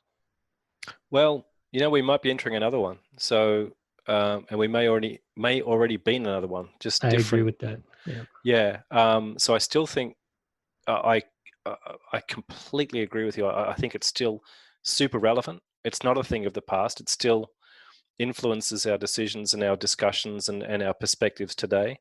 And I think it's only going to influence them further in the future. Yeah, completely agree. What about music? You obviously 70s music was heavily disco, and then you had the psychedelic rock, like Led Zeppelin and the Doors. Well, the Doors Uh-huh. was really a little bit earlier than that. Yeah. But what kind of music did you listen to? Well, it's interesting because, and you're probably going to laugh. The type of music I was into, like when Mad Max came out, the late 70s, very early 80s, I was right into heavy metal. Okay. So I grew up listening to Led Zeppelin and Deep Purple and Black Sabbath. So, because my brothers did. Okay. So I wasn't out there buying those records myself because I was only like 10 or 11, but they were. And so I was listening to them. And they were my first influences. So I loved the heavier rock side of things. And so then as I started to get my own, buy my own music, I was buying Iron Maiden and Judas Priest. And then I got right, and still am into Rush. I love Rush.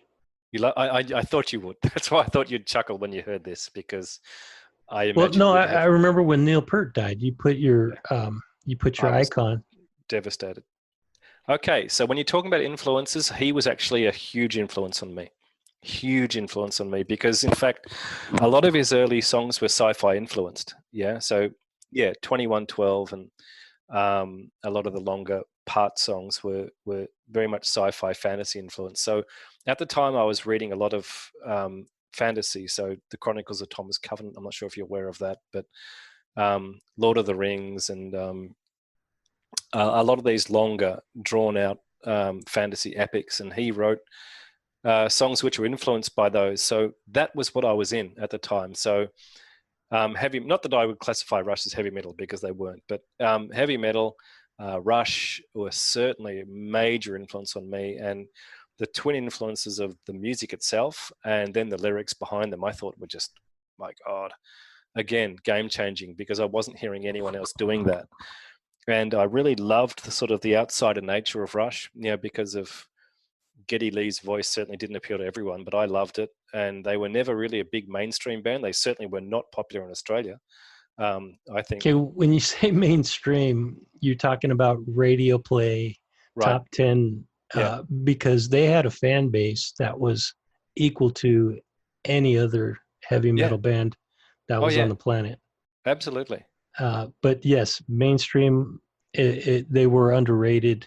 But as far as their fan base goes, their fan base was second to none. Well, if you, I don't know if you've caught, you've got Netflix, haven't you? Yeah, I've got Netflix. Yeah, So you got to, have you watched the Rush documentary on Netflix? I think I've only seen it 3 or 4 times. I probably should have to watch it again. Oh my God, what a stupid question. If you wouldn't mind editing that question out in post-production, I'd appreciate It's it. okay. Okay, so you've watched it, and it does give that really great perspective on what you just said, that dichotomy between non-acceptance by the mainstream and even almost ridicule from mainstream press, who thought they were a bit of a Oh, joke band. it was ridicule is the perfect word, because if you look at some of the reviews by writers, by music reviews by the people that wrote about music, they were Hmm. making fun of Geddy Lee's voice. They were, yeah, and the But lyrics and the whole yeah, direction of the band. Yeah, right. yeah. The lyrics was, it was the stuff of fantasy, but what they didn't understand is how it appealed to so many people, how it resonated with so many people. The other big influence on Neil Peart was Ayn Rand, who was Yeah, that's right. I think she was Russian. I could be wrong about that, but and then she was and again, this speaks to your Cold War. Okay, so what she wrote about was a lot of anti-Soviet stuff within her writing. I haven't read a lot of her works. I've read a couple. Atlas Shrugged I've read, and that was heavily influential on Neil Peart and his writing. So a lot of what some of the stuff, like Anthem and those works, where the theme was, live for yourself. There's no one else more worth living for. It's that idea of the individual me. And he disavowed that a little bit later. He said, "Oh, that was me as a younger, different sort of a guy." But I found not so much those philosophies influential, because I, weren't necessarily that way inclined. But what he was writing and the fact that the band was out of the mainstream, I loved all of that. I thought it just spoke to me very directly. and I loved that era of Rush. I wasn't so much into them when they went a bit synthetic or synthesized a bit later on. I was more sort of into the moving pictures, 2112 era, and I loved that stuff. Moving Pictures was one of the first albums that I bought myself. It was brilliant, brilliant album. The one thing that we didn't mention, but has to be mentioned anytime you talk about Rush, was their musicianship. Oh, These God. guys their musicianship was perfection. Oh, my God. They were so tight that, and well, of course, the drumming, that I think Neil Peart was named drummer of the year so many years running, and the greatest drummer of all time. Well, to me, he was. I mean, I'm technically, I can't tell you from a technical perspective, I can't name the elements that would have made him a great drummer, but just to me, just listen to what he does and what he does with a beat. It was never straightforward. It was never pa-pum, pa-pum, pa-pum. It was pa-pum, pa-pum, pa-pum, but like, God, the fills he would put in, and then you combine it with how good a bass player Geddy Lee is, and how just to listen to Alex Lifeson, all you need to do is listen to La Villa Strangiato to know exactly. Yes. what sort of a Good guitarist that reference, guy man. is. And see, that's one of the things that coming up and being a fan of Rush, I always heard Geddy Lee, one of the greatest bass players of all time. Neil Peart was one of the greatest drummers of all time, if not the greatest. Mm-hmm. You never hear anything about Alex Lifeson, but Right. you listen to his riffs, man. That guy was incredible. He was just overshadowed by his bandmates because they were so perfect. Well, I think you're right. I don't think he does get the credit he deserves. And I saw, and not that these things are the be all and end all, but I saw a rankings of bassists and drummers and guitarists. I think it might have been Rolling Stone. I can't remember, but I think they had Neil Peart at number 4. I reckon it's 4 positions too low. But, They're so wrong. They don't know what they're talking about. But they had Lifeson, I think, at 93. And I'm like, come on, that just the proficiency of this guy was, again, I would say, well, just because of my appreciation for him, top 20, if not top 10. Oh, agreed. I just thought technically what he could do on a guitar just seemed to me to be incredible. Well, like you said, I mean, that one song you referenced, La Villa Strangiato, I think is what it's called. Yeah. So many guitar players who could be classified as top of the top cannot even play that. No. And they'll admit to it. They'll say that's one of the hardest songs to try to play. Well, they had a very hard time recording it because it's so technically difficult. That song, and it's like 11 minutes too, so it's not a short song. It's beautiful. Oh my God, that band. Oh gee. And so they were very, very, very influential on me. Yeah. Well, and easily connected to the Cold War because they started during that era. Yeah, correct. I think a lot of their music was influenced by the struggle between good and bad. Yeah. And it's easily one of the best bands of all time. Easily. I was heartbroken too when I heard of Neil Peart's passing. Oh, I don't believe in living life with regrets because you can't change the past. But if I do have one regret, it's that I never got to see Rush live. A, because I never toured Australia, but I would have, if you had your time again, I'd find my way over to North America or Europe and see them. They never toured Australia? No. Wow. No. That's surprising. Yeah. I don't ever think they had much of a fan base here. Like, if I went out in the street, even like in the 1980s and said, Rush, I don't think many people would know who the heck I'm talking about. So they were not big here. But a friend of mine introduced them to me, and I'll be forever grateful to the guy because they were, and look, I was doing painting yesterday for about 5 hours, just painting the house. And I've got my Spotify, you got Spotify, right? Oh, yeah. Yeah, okay. So I've got Spotify, and I've got a few hundred songs on it, and the songs which come up most frequently are by Rush because I've got the most Rush songs on it, and oh man, I just love it, love it. Yeah, yeah. So I think we gushed about Rush. Rush and Mad Max. We could do a quite, podcast, quite you and a, me, yeah, on Mad Max and Rush. I think exactly. maybe we should. We could. I'm open to it. Shoot, Uh, in the era of podcasting, uh, there's no limits on what you could talk about. And if you think about the rule that most writers have to live by, you don't write for an audience, you write for yourself. correct. And you do it because you love to do it. You're obviously talking to somebody when you're writing. You're not really writing a letter to yourself. You're writing for somebody to read it eventually, but you do it because you love doing it. Well, it's interesting you say that because people have asked me in the past, who did you write the book for? Why did you write the book? And I said, I wrote it because that's the book I want to read. Ah, cool. Okay. So fundamentally, one of my big influential books that I read was by a guy called Justin Cronin called The Passage. It's a post-apocalyptic trilogy. I think you'd like it. I think you should read it. It's called, I think you should read it, Gil. What am I saying? I think you'd like it.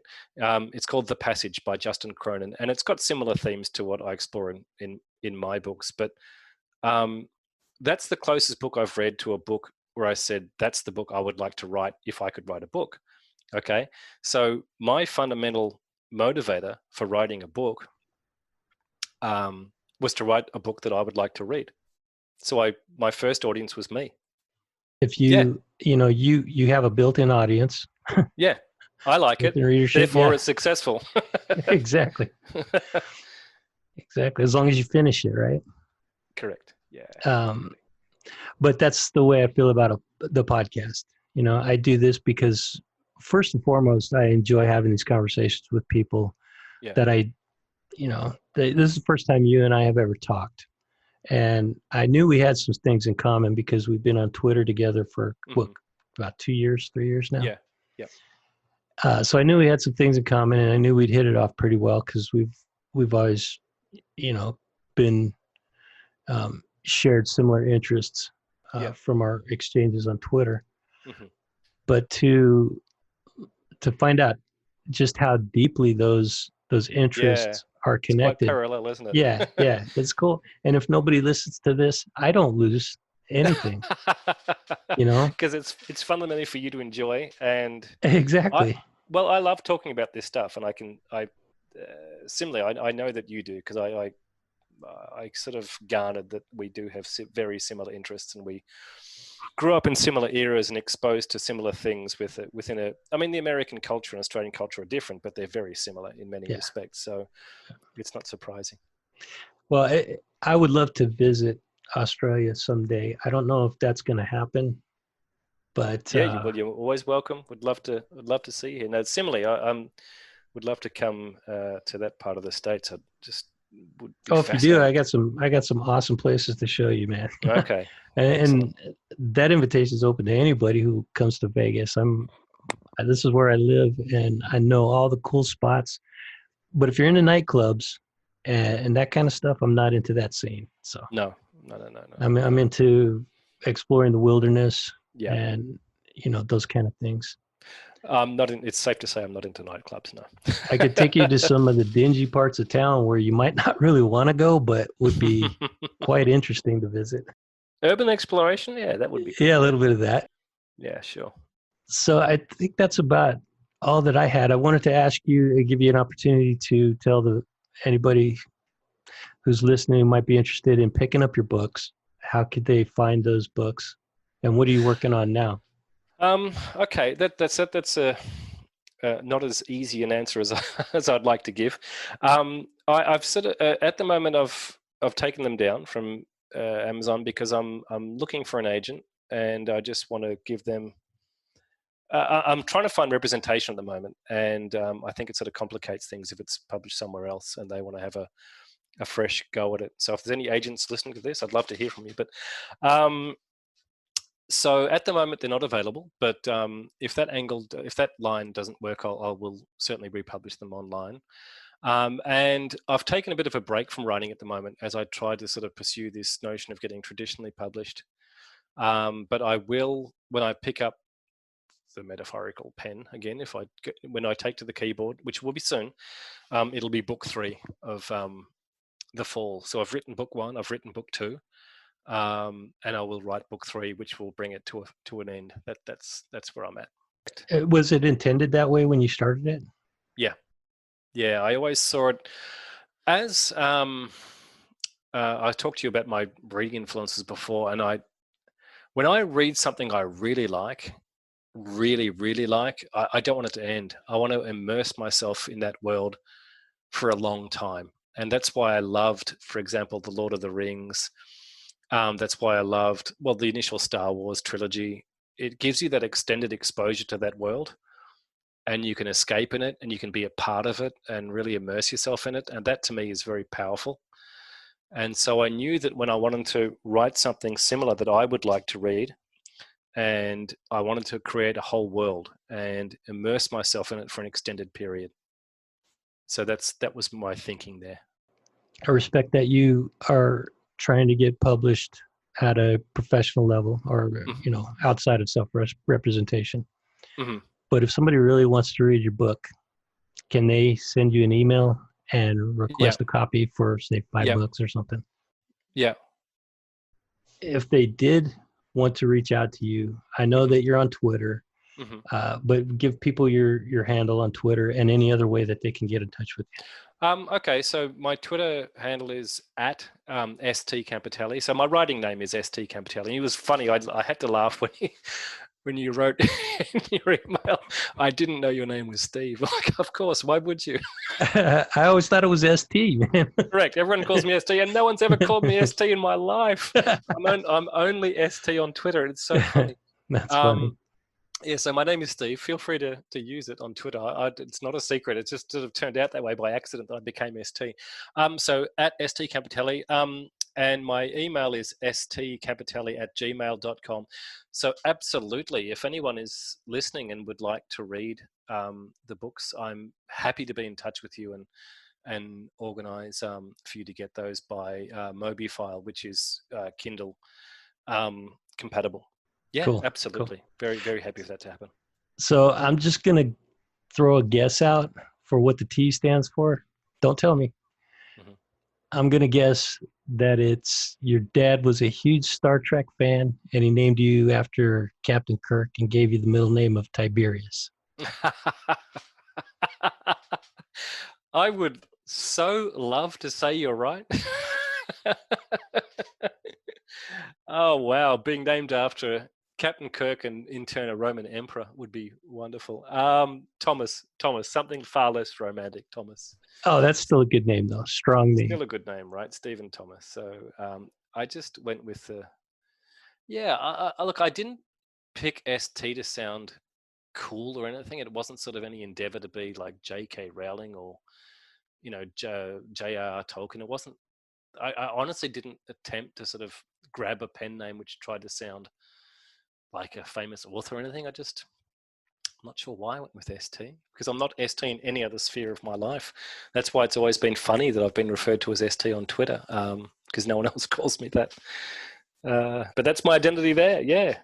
Well, we've touched on a ton of things. I don't think we left many stones unturned, but we certainly have room to talk about stuff on a future podcast. But for this episode, is there anything you'd like to say or anything else you'd like to talk about? I think, as you say, we've touched on a lot of things, and I really appreciate something you said before, that this podcast is not, like when you think of the Cold War, you think of the Cuban Missile Crisis, right, and Kennedy and Khrushchev and whatnot, and it's so much more beyond that, and it's so influential on pop culture and modern culture and our way of thinking and the movies, as we've discussed, and the books we've read and the music we listen to, that it's the Cold War is far, far, far wider reaching than I think we give it credit for. And I only say I was hesitant to come on, not because I didn't want to come on a podcast. I'm more than happy to, and I love talking to people like you who've got these interests. It's great. I love it. My only hesitancy I felt was that I didn't have enough cred to come on and discuss this stuff. But now that I think about it, having lived through that era of the 70s, it's very, very prevalent and present in my life. The way you put it just now, it kind of encompasses what the podcast is about. It's not just historical facts. It's not dates and names and events in sequence. I'm not trying to test people how knowledgeable they are about these things. I just want to have a conversation with people that I have that might share an interest in these topics. And it does encompass, it encompasses multiple generations for starters. And it touched every aspect of our lives. Like, you and I started off talking about military endeavors, and then we touched on the space race. And a lot of people don't even equate the space race to the Cold War. Yeah. Or movies, how movies were influenced by the Cold War. Right. And it just touched every corner of so many people's lives, and that's really what I'm interested in. I'm interested in hearing people's personal stories and how the Cold War touched it. Even if they weren't born during that era, the Cold War still affects this current generation and future generations. And I want to hear, I would love to hear how that affects those people. Well, the Cold War officially sort of pretty much went up to 89, right? 91. Well, 89 is when the Berlin Wall came down. 91 is when the Soviet Union collapsed. No, you're right. Sorry, 91, correct. So that's, if you're sort of 35 and older, and I think most of the people that you and I run with on Twitter are sort of that vintage. Well, they are, right? So then it has affected you. So you're so polite, man. I love the way most of the people we run with on Twitter are of that vintage. We're a bunch of old farts, man. Well, I think they are. I hope they are. I hope I haven't offended. No, they are. I hope I haven't you got anyone. John Leonard. I don't know how old he is, but he always talks about how old he is. Yeah. Terry Tyler. Terry, old, I know. She said she's. I think she's in her 60s, but yeah. We're a bunch of old people. She is so cool. Hanging out with social media. Because I hope she's listening to this, because she's so cool. She's great, man. Everybody in that group is awesome. That is a great group. Group. And when I put the call out to anybody who wanted to come on and talk, I would love to hear Terry's voice, and I don't really care if she sounds weird or grouchy or whatever. I just want to hear what her stories are, Yeah. And that goes for everybody. I'm just using Terry as an example because she was really adamant about not coming on and talking on a public forum like this because she doesn't like the way she sounds. And anybody out there listening to this that has anything to say about any of the things we've talked about, I would love to have them come on, spend some time with me, and get your voice heard, get your story heard. But I just going back to what we were saying a few minutes ago about this, the wider applicability of the Cold War theme, I think that's become so much more evident to me that people will have a lot to say about it, because the influence still is being felt today, and that if people were hesitant, they shouldn't be, because you're easy to talk to, you're interested. And I think that's another good feature about you, is that you're obviously interested in other people and what they have to say and what their opinions are. And a lot of people aren't good listeners, they quite often seek opportunity to turn the conversation to themselves. And I always appreciate it when people are good listeners. I like to think I'm a good listener. And I think you've got that quality, and this type of podcast is evidence of that. Cool. Well, I appreciate you saying that. That, again, encourages me to continue doing it. But I really do it just because I have a sincere interest in hearing other people's stories. Yeah. And, I am not a big reader, which is something that might surprise people. Mm-hmm. But I have a ton of books, and most of them are not completed. I've read like the first couple of chapters, or there's a few books that I've finished. But the majority of the books that I own, I have not finished reading. Okay. And it's just because I get so distracted. My mind is always thinking about other things. So I'll be on a paragraph and I'll be midway through a paragraph and I'll forget what I was reading because my mind is thinking about something else. Is that weird? Racing off elsewhere. I won't call it weird because everyone's got the way of dealing with things they like to deal with, right? So for you, it might be a more visual thing. You might be because you're into photography, so you're obviously a visual guy. So for you, it's the movie. And I love movies too. But you know what I mean? Different stimulants or different stimulations are different for different people. So for me, it's the book. So for example, two of my three kids, they don't get turned on by reading, and yet they've had intense role modeling from me about someone who reads in front of them all the time.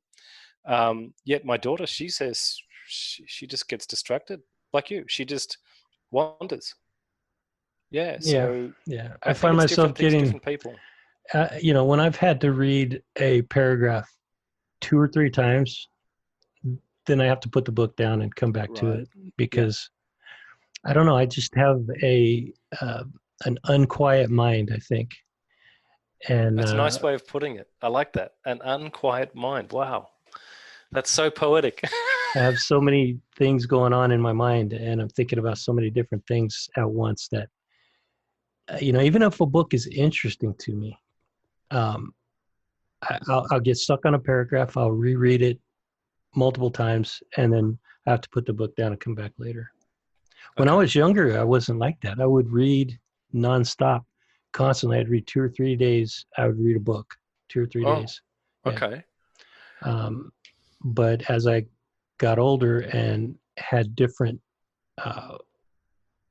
inputs, you know what? I guess it might have been when I discovered the internet.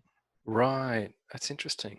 Yeah. It's that notion of when I start getting on the internet and start looking at things, you start tangentializing, you start going off in different directions. It's like a rabbit hole, isn't it? Yes. And I think you're right. I think that has been influential on people's reading habits because they expect to be able to go off in a different direction very quickly and very easily. Yeah.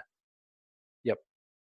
And I'm bad about that. I'll be on the internet and looking at an article or something, and I'll see a link to a video. Boom, I'm over to the video, and then I'm back on social media. Yeah. Like I can see how that happens. Yeah.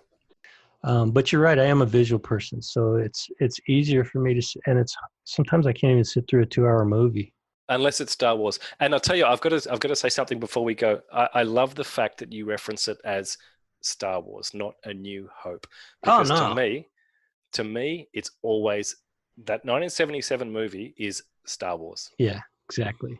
And it'll never be A New Hope for me. No, that's solidified our friendship now, Andrew.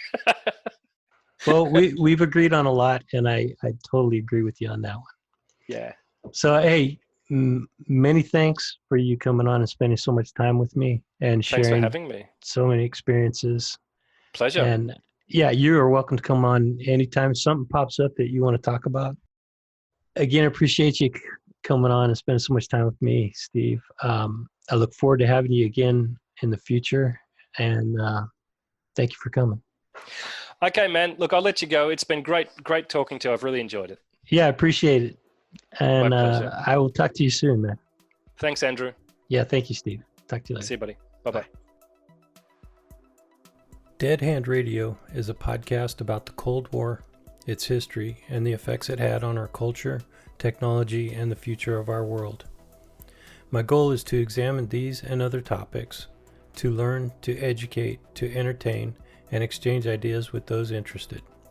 So join me, and together we'll explore a fascinating period of history and examine some incredible advancements in weapons, technology, science, art, and culture, and discuss how all of it relates to the future of our world. If you or someone you know would like to be a guest on this program, drop me an email or visit deadhandradio.com. You can also find me on Twitter, Facebook, and YouTube. I'm Andrew Hall, and this is Dead Hand Radio. Thanks for listening.